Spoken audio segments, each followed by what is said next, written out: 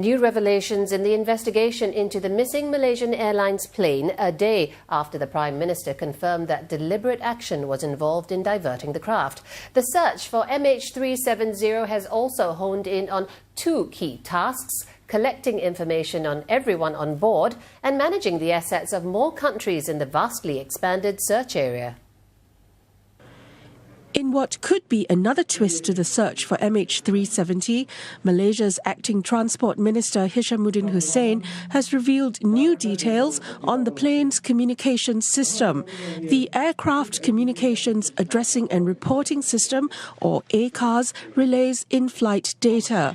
Answering a question at a media conference, he says it was switched off before the last communication from the pilot that suggested everything was normal on board. Was the ACARS data system pulled or disabled before the pilot said, all right, good night to Malaysia Air Traffic Control, or was it disabled afterwards? The answer to the first question, yes, it was disabled before. The investigation is also refocusing to look at the passengers, crew and even ground staff and engineers.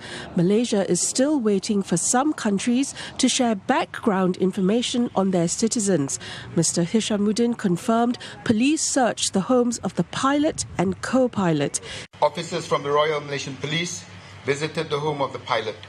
They spoke to family members of the pilot, and experts are examining the pilot's flight simulator.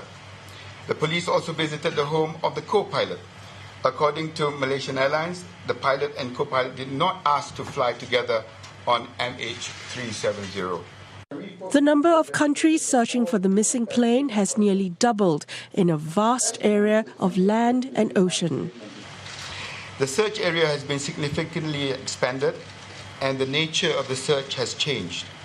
From focusing mainly on shallow seas, we are now looking at large tracts of land, crossing 11 countries, as well as deep and remote oceans. The number of countries involved in the search and rescue operation has increased from 14 to 25, which brings new challenges of coordination and diplomacy. Two new possible flight corridors have been identified from the plane's last known location over the Strait of Malacca. Malaysia has asked for official assistance from all countries involved in the revised search. Authorities held a briefing with diplomats from more than 20 countries on how best to deploy their assets along the corridors. Assistance will include satellite data and analysis, radar data, maritime and air deployment, among others. There's been no sign of the Malaysia Airlines plane, which disappeared more than a week ago during a flight from Kuala Lumpur to Beijing. Mr. Hishammuddin also refuted speculation surrounding the missing plane, including claims that it had landed at a military base in the Indian Ocean. He also debunked rumours that any party had tried to seek any ransom at all. To make any other demands over MH370? No, there's not. And that makes it very difficult for us to verify whether it's a hijacking or a terrorist act. Channel News Asia's Malaysia Bureau Chief tells us what else authorities have learnt today.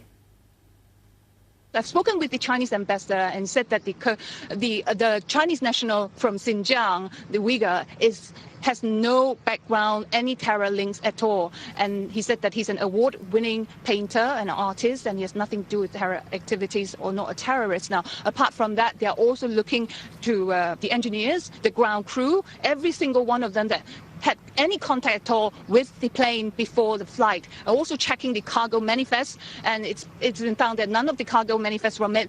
The plane wasn't carrying anything that is hazardous. The Chinese state media is spearheading fresh criticism of Malaysia's handling of the crisis.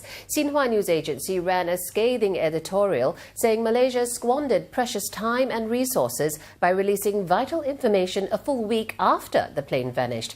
And it suggested that Malaysian officials were guilty of what it called an intolerable dereliction of duty. Families continue to wait for information on just where the plane carrying their loved ones is.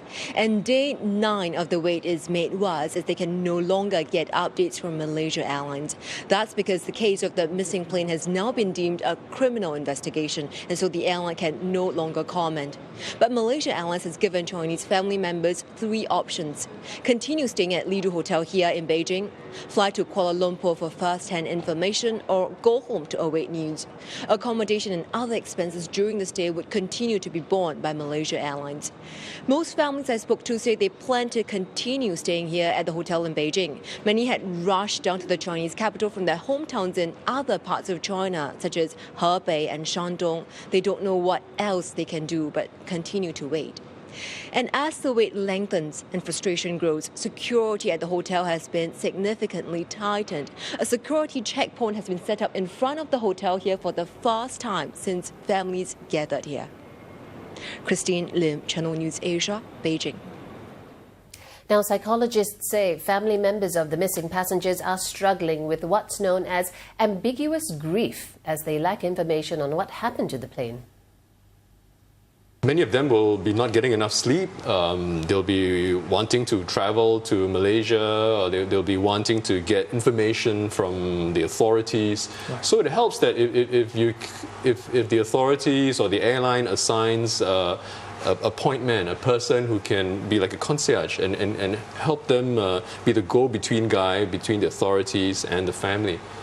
I think that's a model which some relief organizations use to manage disaster situations like this. Most people can handle trauma and loss like this, and even ambiguous loss. And it's found that the resilience that those people have has to do with how well they can accept ambiguity in their life.